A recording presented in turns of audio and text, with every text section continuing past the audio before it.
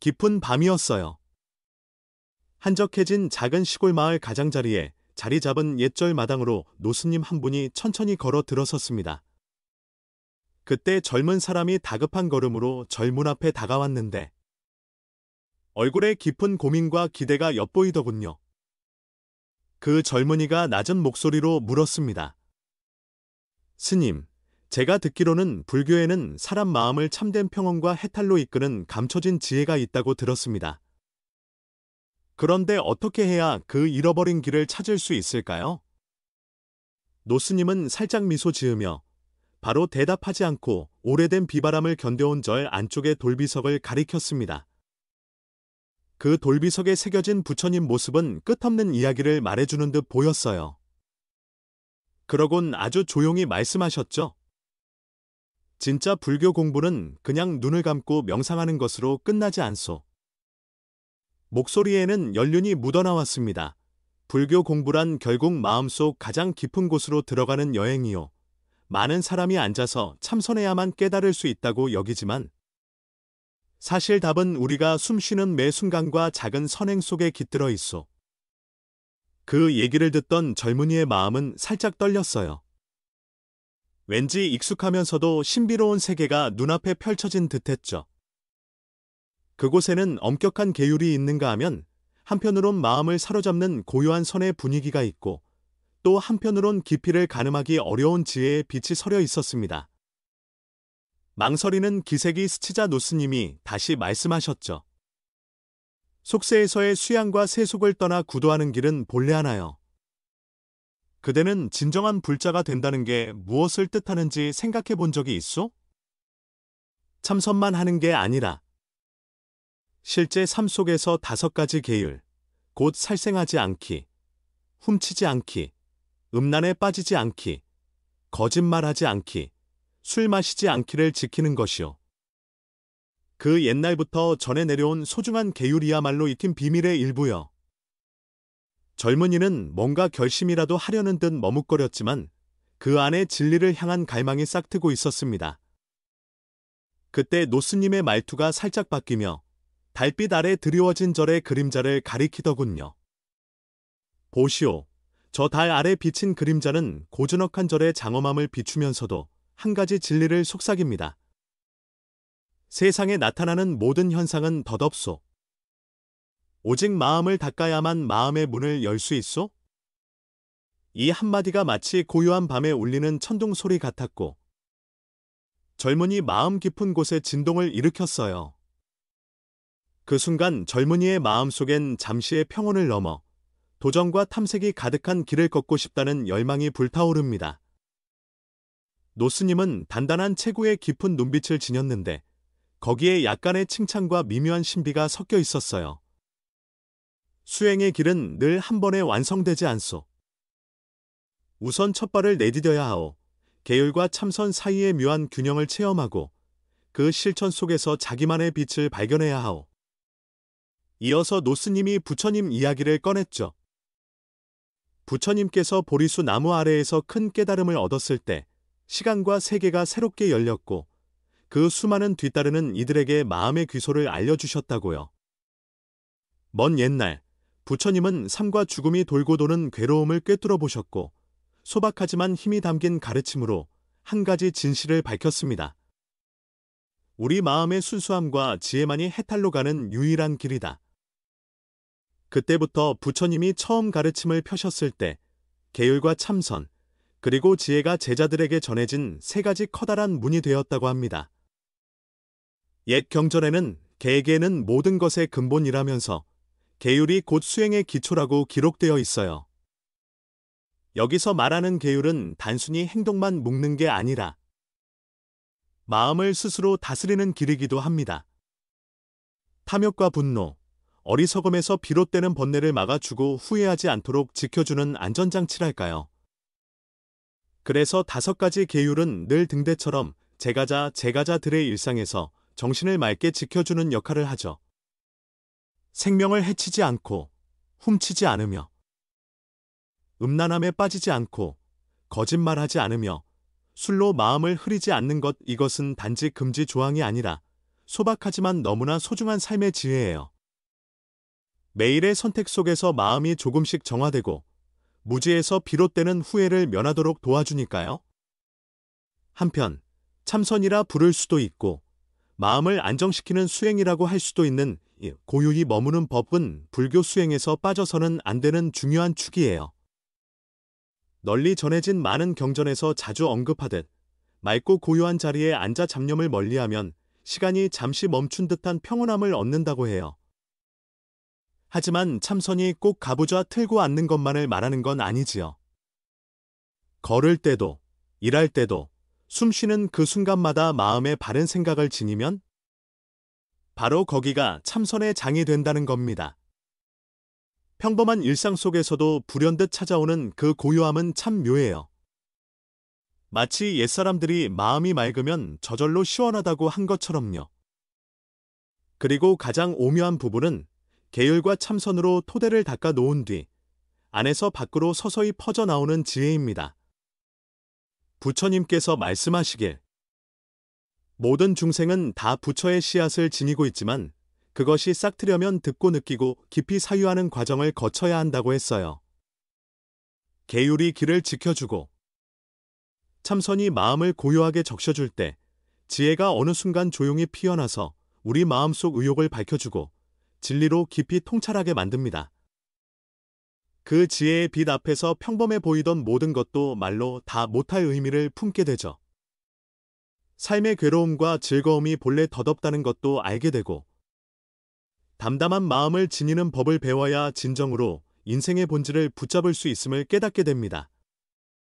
이처럼 옛 불교 전통에는 일상에 당연해 보이는 이치들을 매우 엄밀하게 풀어놓았을 뿐 아니라 그 이면에 숨어있는 심오한 지혜까지 드러내 보이고 있어요. 계율, 참선, 지혜라는 세 가지가 서로 어우러져 하나의 완전하고도 신비로운 길이 되지요. 이들은 서로가 서로를 돕고 바깥 행동에 대한 요구인 동시에 마음속 세계를 파고드는 탐구이기도 해요. 그래서 불교는 특정한 종교적 믿음을 넘어서 삶을 살아가는 데 필요한 지혜의 철학이 될 수 있습니다. 복잡한 세상 속에서도 맑고 투명한 마음을 어떻게 지키는가를 알려주니까요. 그 밤, 달빛은 마치 물처럼 잔잔히 내리비추었고 옛절 안은 장엄하면서도 신비로운 기운이 가득했어요.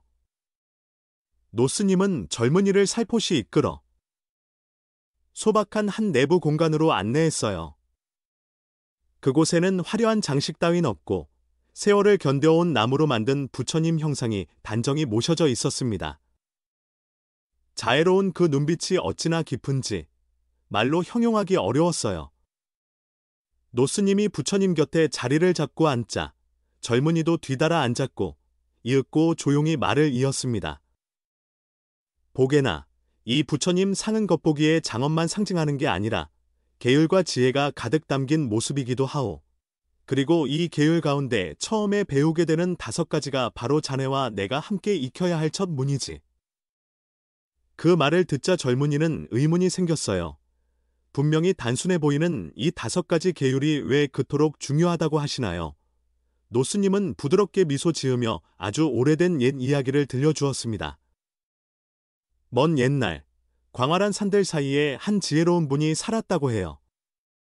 생활은 검소했지만 아침마다 나무 사이를 거닐며 새와 짐승을 벗 삼았죠.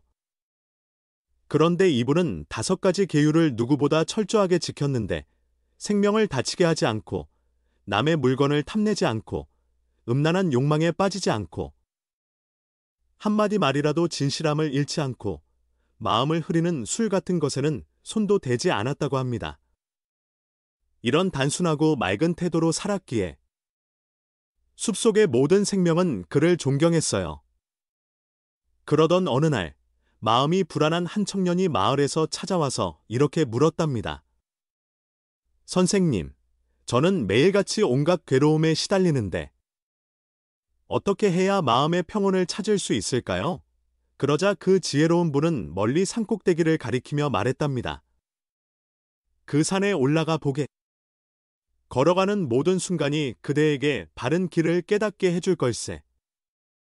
청년은 그 길에 오르기로 했고 험준한 바위길을 올라가면서 수없이 포기하고 싶었지만 문득 길가에 솟아오른 커다란 고목나무를 봤대요. 우거진 가지가 바람에 살랑거리며 대지의 비밀을 속삭이듯 느껴지는 순간 청년은 머리가 맑아지는 기분을 맛보았습니다. 즉, 산을 오른다는 건 단순히 고도를 높이는 게 아니라 자기 마음을 다시 씻어내는 과정이라는 깨달음이 온 거죠. 노스님은 이 대목에서 잠시 쉬더니 다시 말씀했습니다. 5가지 계율은 마치 그 험한 산길을 올라가는 발걸음 하나하나와 같소. 한 걸음씩 묵묵히 뒤져야 하오. 조금 힘들다고 포기하면 바른 길을 놓치는 것이지. 살생을 금한다는 건 단순히 죽이지 않는다는 외형이 아니라 모든 생명을 존중하는 자비를 기르는 일이요. 훔치지 않는 건 남의 것을 빼앗지 않는 데에 그치지 않고 정직함으로 서로 간 신뢰를 쌓는 약속이기도 하지. 음란에 빠지지 않는 건 육체적 욕망을 조절한다는 뜻을 넘어 자기 자신과 타인을 존중하는 태도여. 거짓말하지 않는 건 말의 힘이 얼마나 큰지 깨닫는 것이오. 어떤 말 한마디가 사람 마음을 다치게도 하고 다리를 놓아주기도 하는 법이니까. 그리고 술을 멀리한다는 건 흐려지는 정신을 맑게 유지하려는 의지의 표현이지. 이런 설명을 들으면서 젊은이는 문득 자기 삶에서 욕망과 충동으로 저질렀던 작은 잘못들이 스쳐 지나가고 이 단순해 보이는 계율이 사실은 얼마나 중요한 의미를 담고 있는지 깨달았습니다. 계율이란 삶 속에서 마음의 번뇌를 막아주는 보호막 같다는 생각이 들었던 거죠. 그러자 노스님이 조용히 이어 말했습니다. 자네가 5가지 계율을 실천한다면 저 산길을 걷던 청년처럼 한 걸음씩 진짜 나에게 다가가게 될 걸세. 외부의 소음과 유혹에 흔들리지 않고 매 순간 현재를 살피며 생명의 소중함과 자신이 진정 바라는 바가 무엇인지를 되새기게 될 것이오. 그 말이 끝나자 노스님은 낡은 두루마리 하나를 꺼내 보여주었어요. 가장자리는 세월에 달아해졌고 글씨도 꽤나 예스러운 모습이었죠. 이것은 오래된 불교 경전 중 일부분이요. 여기에 계율을 실제로 어떻게 실천해야 하는지, 그리고 스스로를 어떻게 수양해야 하는지에 대한 깊은 가르침이 담겨 있지? 자네가 내가 정말 이 계율을 지키고 있나 하고 자문해 볼 때마다 사실은 자신을 깨달음 쪽으로 조금씩 이끌고 있는 것이요. 젊은이는 그 두루마리를 뚫어져라 바라보며 무엇인가를 찾아내려 애쓰는 모습이었습니다. 노스님은 계율은 험한 길 위의 안내판 같소. 잘못된 길로 빠져들지 않도록 도와주고 순간의 욕심이나 부주의로 인해 스스로를 잃지 않게 해주지. 그래서 매일매일 조금씩 이 계율을 습관처럼 몸과 마음에 새기다 보면 예전에는 느끼지 못했던 평온과 안정을 서서히 깨닫게 될 걸세 하고 덧붙였어요. 그러고는 잠시 말을 멈추더니 낮지만 깊은 목소리로 계속 이어갔습니다. 우리가 접하는 불교의 첫 가르침은 단지 많은 문장들의 집합이 아니요. 그것은 마음의 문을 열 열쇠요. 마치 그 험한 산길을 올라가면서 수없이 넘어져도 다시 일어나 정상에 가까워지듯. 계율을 익히면서 여러 유혹에 흔들리고 때로는 좌절해도 그때마다 다시 마음을 다잡으면 한 걸음씩 꼭대기에 오를 수 있소. 자기 욕심을 자제해 볼 때마다, 언행을 되짚어 볼 때마다 묘하게도 내면의 소란이 잦아들고 대신 맑은 알아차림이 싹트는 것을 느낄 것이오. 절 안의 시간은 멈춘 듯 고요했고 노스님의 차분하면서도 힘있는 목소리와 젊은이의 마음속 떨림만이 공간을 채웠습니다. 그러자 젊은이는 이런 계율들이 자유를 막는 굴레가 아니라 오히려 마음을 해방시키는 열쇠일 수도 있겠구나 하는 깨달음을 얻었죠. 노스님은 다시 나지막이 말했습니다. 그대가 이 깨달음의 힘을 제대로 느낀다면 계율을 지키는 매 순간이 그대 마음의 단단한 방어막이 되어 줄 것이오. 세상의 욕망과 흔들림 속에서도 쉽게 흔들리지 않도록 말이오. 이것이 바로 불교의 깊은 지혜 중 하나요. 단순해 보이는 계율로 마음의 맑은 터전을 가꾸고 무수한 유혹 속에서도 흐려지지 않는 정신을 기르는 것. 이것이야말로 가장 소중한 배움이요. 잠시 침묵에 잠긴 노스님의 목소리가 아주 잔잔하게 가라앉았습니다. 그 고요 속에서 젊은이의 가슴에는 진리를 찾아가려는 열정이 더욱 활활 타올랐습니다. 자신도 모르게 지금부터가 시작이구나 하는 생각이 들었던 거죠. 옛절의 등불은 오래된 벽에 그림자를 들이우고 있었고 그 그림자는 천년의 지혜를 지켜봐 온 듯한 표정이었습니다. 노스님은 그 경전을 살짝 손으로 쓸어내리며 이번에는 계율과 참선, 그리고 지혜가 어떻게 엮이는지를 들려주기 시작했어요. 계율의 의미를 조금 알았다면 이제 참선과 지혜의 세계에도 발을 들여놓아야 하오. 거기에는 우리 마음속 번뇌를 넘고 길을 잃을 때마다 되찾을 수 있는 열쇠가 숨어 있소. 그러면서 먼 동쪽 어딘가의 대나무 숲 이야기를 꺼냈습니다. 안개가 늘 끼어있는 광활한 대숲이었는데 그 안에는 세상 소음에 흔들리지 않고 평범한 마음으로 모든 것을 바라보는 은둔자가 살았다고 해요. 어느 날 인생의 미로에서 방황하던 한 학자가 찾아왔고 은둔자는 그를 대나무 숲으로 안내해 주었습니다. 학자가 대나무 숲에 발을 들이자 살랑거리는 바람과 흔들리는 대나무 소리밖에 들리지 않아 세상과 완전히 분리된 기분이 들었대요.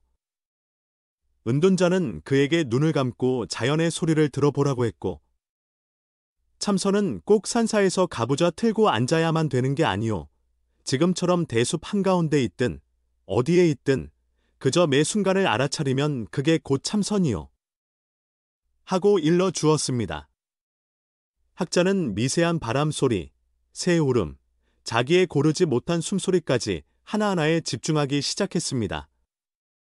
그러자 어느 순간 주변의 모든 잡음이 사라지고 마음이 자유롭게 풀려나가듯 편안해졌다는 거죠. 은둔자는 미소 지으며 말했습니다. 이것이 바로 참선의 길이요. 정신없는 생각에서 벗어나 현상 뒤에 깃든 이치를 또렷하게 보는 힘을 기르는 것이오. 저 대숲에 낀 안개가 흐릿해 보이긴 해도 사실은 그 안에 무한한 가능성이 있듯이 말이오. 이렇게 이야기해주고 은둔자는 학자를 한 고요한 연못가로 데려갑니다. 물은 맑았지만 작은 바람에 일렁거리며 물결이 일었어요. 은둔자는 연못 위에 비친 하늘을 가리키며 저 아름다운 모습은 실체가 아니라 단지 반영일 뿐이요. 우리 마음도 마찬가지요. 생활 속에서 참선을 익히면 온갖 현상이 마치 물결처럼 일렁여도 그 근본을 잃지 않게 되어 연못이 미동도 없이 고요하면 비록 세상이 혼란스러워도 마음은 흔들리지 않는 법이요. 그 말을 듣고 학자는 마치 커다란 깨달음을 얻은 듯 눈빛이 달라졌습니다. 참선을 통해 얻는 평온함이 결국 지혜의 문을 여는 열쇠구나 하고요. 노스님은 여기까지 얘기하고 잠시 숨을 고른 뒤 다시 말을 이었습니다. 보게, 지혜란 건 이렇게 셀 수 없이 많은 수행과 묵상의 쌓임 속에서 조용히 깨어나는 것이오. 책에서 글자만 읽는다고 생기는 게 아니라 스스로를 끊임없이 들여다보며 돌아보고 그 과정 속에서 조금씩 빛을 찾게 되는 거요. 참선이 마음속 시끄러움을 가라앉혀주고 계율이 욕망과 분노를 막아준다면 지혜는 내면에 굳게 막혀있던 문을 서서히 열어주는 빛이 되어. 그래서 노스님은 계속 말했어요. 다음 경전을 보면 바로 이 과정을 거듭하다 보면 점차 자기 안의 갈등을 다스릴 수 있게 된다고 적혀 있어. 욕심이나 화가 솟구칠 때마다 대숲에 사는 은둔자처럼 스스로 되돌아보며 마음을 가라앉히고 진정한 자신을 찾는 연습을 하는 것이지요. 참선은 번뇌를 가라앉히는 처방이고 지혜는 그 번뇌의 근본을 녹여내는 열쇠라고 할 수 있소. 그 얘기를 들으면서 젊은이의 눈빛이 환해졌습니다. 계율, 참선, 그리고 지혜가 마음 안에서 조화를 이룰 때 비로소 진정한 깨달음에 가까워질 수 있음을 깨달았기 때문이에요. 노스님도 그 모습을 흐뭇하게 지켜보며 우리가 두 번째로 마주치는 불교의 주요 가르침이 바로 이러한 참선과 지혜의 영역이요. 자네가 주위를 둘러볼 때마다 한 잎 떨어지는 나뭇잎이나 구름이 흘러가는 모습을 그냥 스쳐 지나가지 말고 그 안에서 이 세계가 덧없음을 보라고 권하고 싶소. 자네 마음이 흔들리지 않는 고요를 익혀 나간다면 세상 모든 일이 어쩌면 허상일 수도 있음을 더 분명히 깨닫게 될 것이오 하고 말했습니다. 그 대숲에서 떨어지는 빗방울 소리나 맑은 연못 위의 그림자도 언젠가 사라질 때가 있겠지만 그 순간의 느낌은 학자나 우리 모두를 깨달음 쪽으로 한 걸음 더 이끌어준다는 뜻이겠지요. 노스님은 그렇게 참선과 지혜를 일상 속에서 어떻게 녹여내는지 부연 설명해 주었습니다. 우리가 매일 살아가는 현실 속에서도 크고 작은 유혹이나 불안이 끝없이 밀려오지만 참선과 지혜를 삶에 녹이면 그 에너지를 오히려 성장을 돕는 밑거름으로 바꿀 수 있다고요. 마지막으로 노스님이 조용히 말을 맺었습니다. 어떤 일이든 끝없이 자기를 되돌아보는 질문에서 지혜가 싹트오. 마음속에서 이게 정말 내가 원하는 걸까? 하고 물을 수 있어야 하오. 그 질문을 멈추지 않을 때 수행의 길을 더 깊이 들어갈 수 있어. 지금 이 순간 그 옛 비밀의 지혜가 자네의 앞길을 서서히 비추기 시작하고 있음을 느낄 수 있겠지요. 그 순간 어둑한 내당에서 흔들리는 등불, 곳곳에 나부끼는 고요한 기운, 그리고 젊은이의 가슴 뛰는 소리마저 하나로 어우러져서 마치 시간을 넘어 오래된 전통이 살아 숨쉬는 듯했습니다. 바깥 세상은 여전히 분주하고 현대인이 욕망과 시끄러운 소음에 노출되어 있겠지만 사실 이 깊은 불교의 지혜는 누구나 가까이서 시작할 수 있는 길이기도 합니다. 예를 들어 매일 아침 잠에서 깨어날 때 어제 내 말과 행동을 돌아보며 5가지 계율을 깨뜨리진 않았나? 혹시 누군가를 해치지 않았나? 하고 조용히 점검해 보는 것이죠.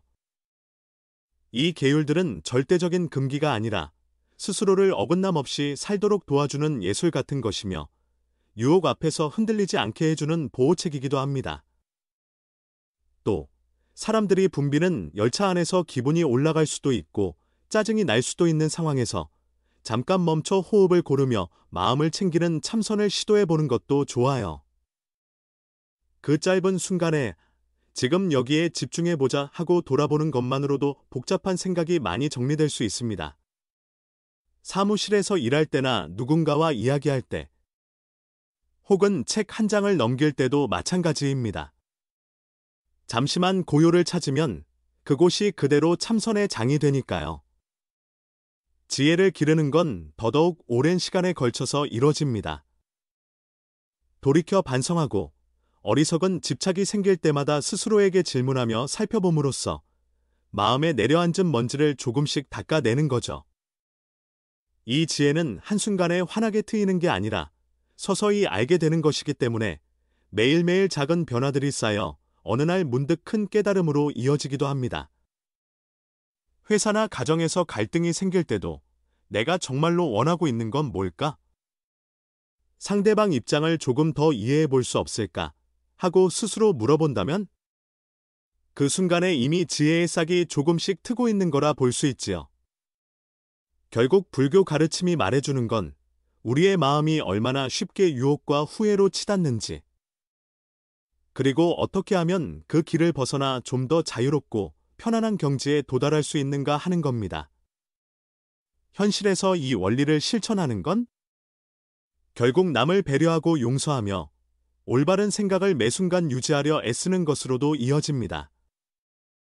예를 들어 사소한 일에 감정이 폭발할 것 같을 때 잠시 멈추고 마음을 차분히 가라앉히는 연습을 해보는 겁니다.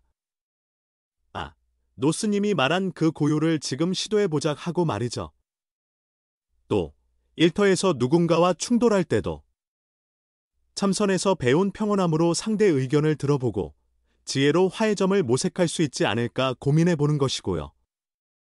이런 작은 실천들이 쌓이면 어느새 계율과 참선, 지혜가 한데 어우러져 이전과 다른 나를 만드는 과정을 발견하게 됩니다. 말하자면 사소한 갈등마다 괴로워하는 대신 마음이 흔들리더라도 곧 다시 안정되는 기틀을 갖추는 거죠. 불경에서 흔히 말하듯 매번 깨어 있으려 애쓰는 그 자세가 바로 미래의 나를 더 맑고 자유롭게 빚어가는 힘이 된다고 합니다.